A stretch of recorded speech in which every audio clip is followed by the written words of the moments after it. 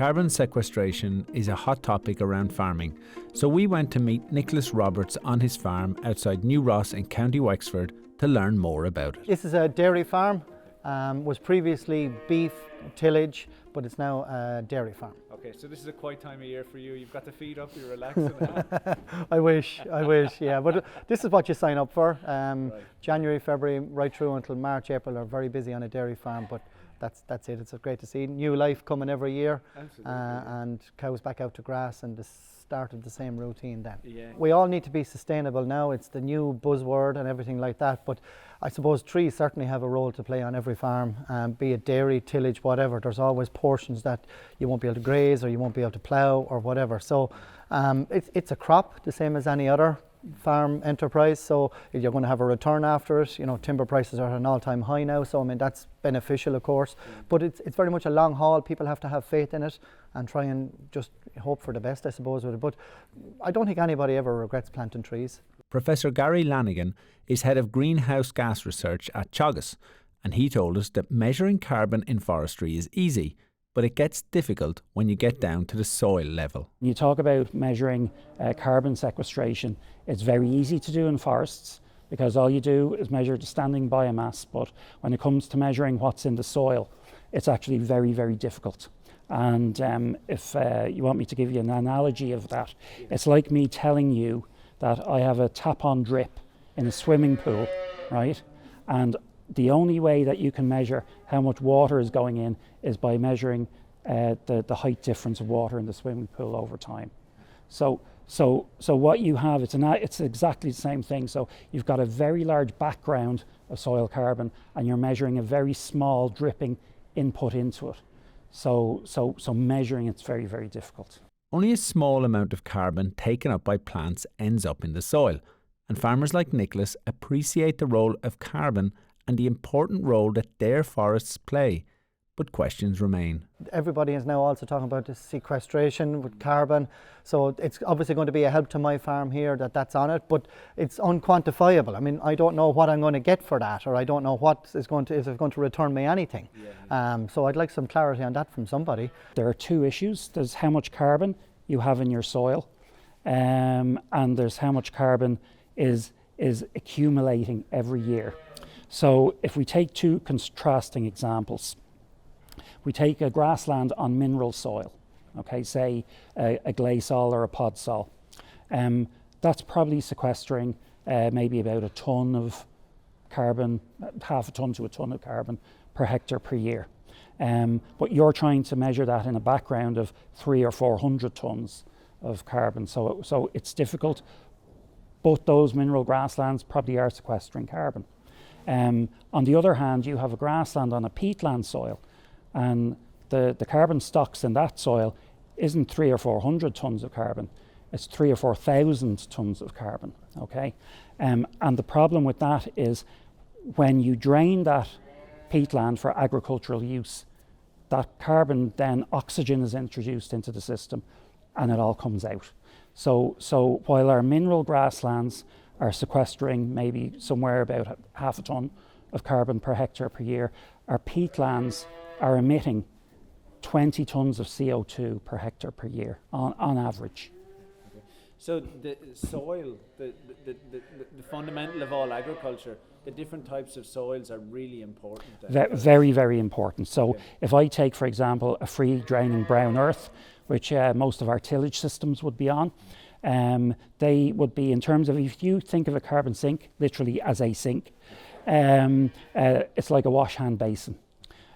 Typically about 80 to 100 tonnes of carbon per hectare, okay?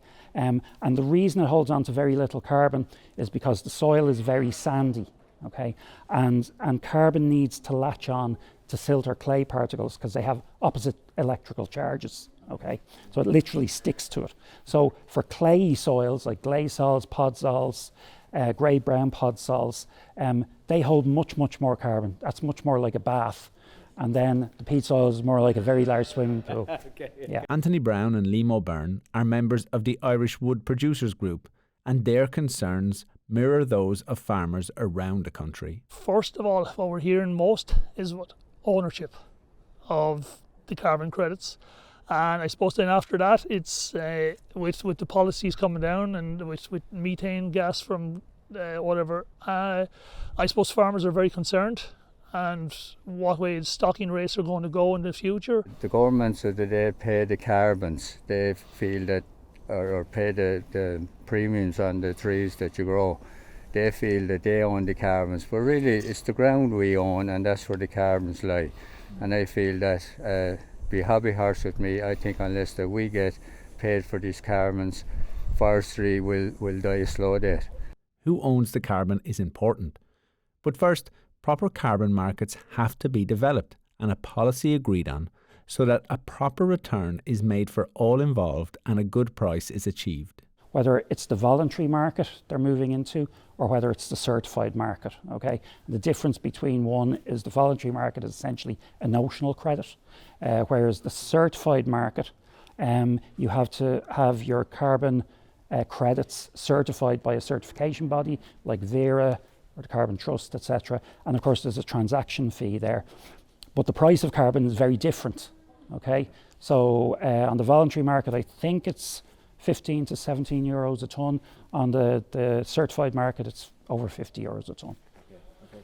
So that idea of getting certified, then, Guy, what might that process look like? Okay, so in terms of the vision I think that the EU Commission have, that DG Klima have, is that it would be a functioning traded market, whether it would be simply a sectoral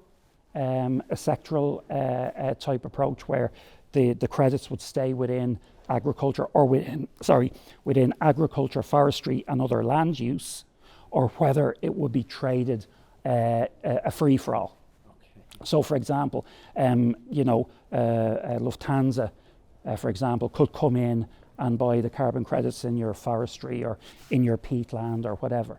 And the problem that has that while you probably make more money, because of course if there's more people willing to buy the credits, the price will go up. The problem you have there is then the credits would leave the sector, but more so the credits would leave the country.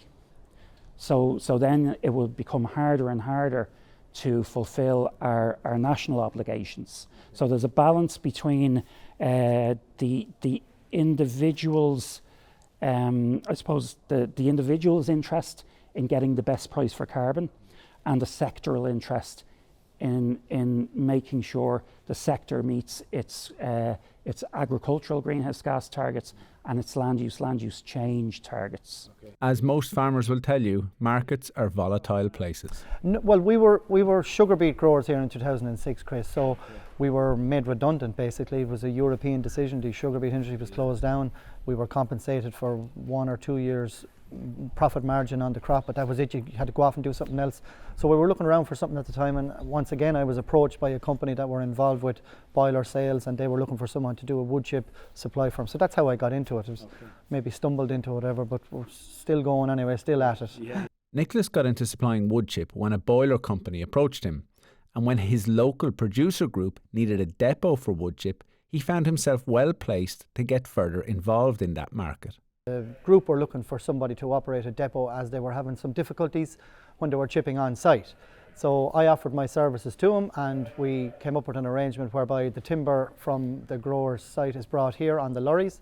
It's stacked on our roadways, which are all around the farm here. They're cow tracks, but we just use them once either side to stack the timber, and there's a hardcore base underneath so the lorries don't get stuck.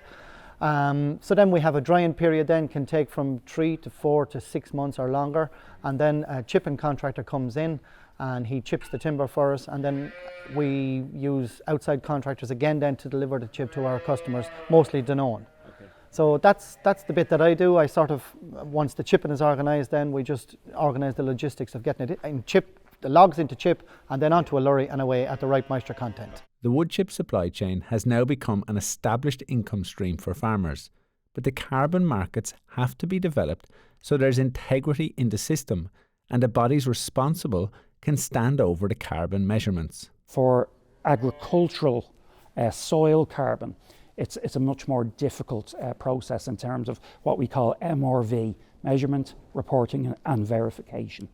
And at the moment, what we're doing is we're distributing 32 CO2 flux towers around the country in order to measure at the field scale the carbon balance of grasslands, croplands, peatlands, and we're combining those with actual soil measurements. So we have 110 signpost farms across the country.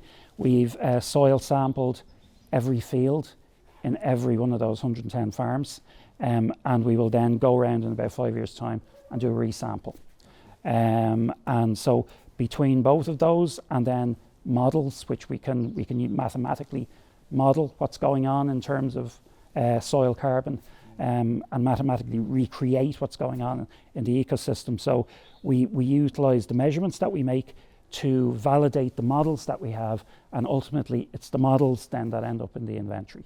While creating new forests is the easiest way to capture more carbon on your land, farmers also need to be aware of other gases being emitted into the atmosphere from their activities. So we have two main greenhouse gases in agriculture, and they are not CO2. Okay, so they are methane and nitrous oxide. Methane comes from what we call enteric fermentation, i.e. animals belching, and also from manure management. And nitrous oxide comes from animals defecating, urinating on the field, and the spreading of mineral fertilizer. So in fact, when anybody asks what I do, in the most part it's research on animals belching, urinating and defecating. So that's 90% of what I do. But they're the main sources of emissions. 60% of our emissions are methane from enteric fermentation. Another 10% is methane from manure management, and the remaining 30% or so is nitrous oxide emissions. While new feed supplements are being developed that aim to reduce the production of methane in the digestive tracts of animals, there are steps that farmers can take right now to address some of these issues. One bit of the greenhouse gas budget that you can affect very quickly is the nitrous oxide part. And that's built around three things. Reducing the amount of chemical N, which at the moment is probably an easy sell because of the price of it. So put in legumes. Get your pH right. If you do nothing else, get your pH right, because if you have a good pH, you'll have good nutrient availability, and you need less mineral fertilizer. We reckon for every pH unit that you get nearer to 7, that you require about 70 kilos of nitrogen less per year over a 3-year period. You know, so that's the first thing to get right. Then get some legumes into the sward. So clover will fix between 80 and 120 kilos of nitrogen per hectare. And then if you have to use mineral fertilizer, and particularly if you're on heavy soils, move from calcium ammonium nitrate to protected urea, because the N2O emissions from ammonium nitrate is 4 times that of protected urea. So there's a lot of simple steps, farmers. There's a lot of simple steps that people can do, and then there's other stuff as well that they're doing again, and it has an added benefit that it reduces nitrous oxide, but also reduces ammonia, and that's the use of low emission slurry spreading, again replacing straight urea with protected urea, and they're the two big levers that will reduce our ammonia emissions.